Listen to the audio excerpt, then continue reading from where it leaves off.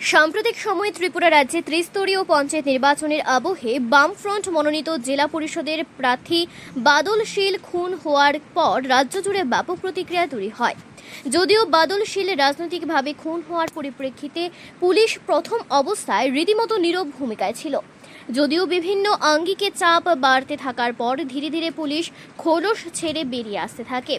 সুনির্দিষ্ট অভিযুক্তের পরিপ্রেক্ষিতে ধীরে ধীরে বাদল শীলের খুনে অভিযুক্ত আসামিদের গ্রেফতার করছে পুলিশ। এদিকে রাজনগর পিয়ার বাড়ি থানার পুলিশ আজ দুপুর নাগাদ সংশ্লিষ্ট খুনের ঘটনার সাথে জড়িত ৩ জনকে গ্রেফতার করে বিলোনিয়া আদালতে সোপর্দ করে। এই ৩ জন হল পিয়ার বাড়ি থানার অন্তর্গত গৌরাঙ্গ বাজার এবং ভৈরবনগর এলাকার বিশু দাস, বাবুল দাস এবং যোগেশ্বর দাস। এখানে উল্লেখ করা প্রয়োজন, গত 12 জুলাই চুপ থাকলা বাজারে দুর্বৃত্তরা সংঘবদ্ধভাবে হামলা করে বাদল শীলের ওপর। এরপর গুরুতর আহত অবস্থায় বাদল শীলের আগরতলা জিবি হাসপাতালে নিয়ে গেলে চিকিৎসাধীন অবস্থায় 13 জুলাই প্রয়াত হন জেলা পরিষদের এই বাম প্রার্থী। এই ঘটনার পরিপ্রেক্ষিতে রাজনগর পিয়ার বাড়ি থানার বাদল শীল হত্যার অভিযোগে 7 জনের নামধাম নিয়ে মামলা দায়ের করা হয় বাদল শীলের পরিবারের তরফ থেকে। পুলিশ প্রথম থেকেই এই মামলার পরিপ্রেক্ষিতে ধীরে চলো একটি গ্রহণ করে ধীরে ধীরে রিঙ্কু পোদ্দার প্রদীপ নামক গ্রেফতার করার পর আজকের এই অভিযান। এখনো পর্যন্ত মোট 6 জনকে গ্রেফতার করা হয়।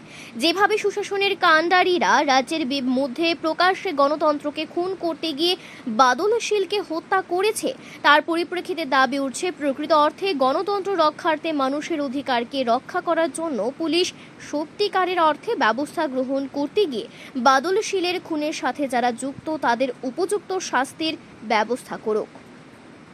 বিলোনিয়া থেকে নিজস্ব প্রতিনিধির রিপোর্ট, ত্রিপুরা নিউজ বাংলা।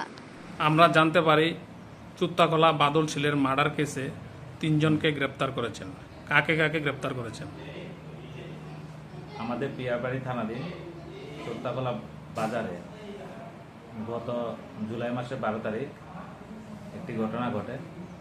এই ঘটনায় বাদল শীল নামে এক ব্যক্তির মৃত্যু হয়।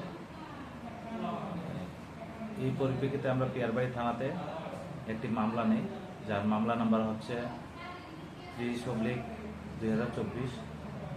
এই মামলায় মোট 7 জনের নামে এফআইআর হয়।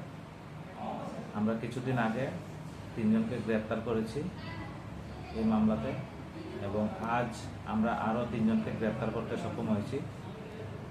এরা হচ্ছে বাবুল দাস, বাড়ি চোত্তাকলা বাজারে, এবং বিশ্বরঞ্জন দাস, ওনার বাড়ি ভৈরবনগর, এবং যোগেশ্বর দাস, ওনার বাড়িও ভৈরবনগর।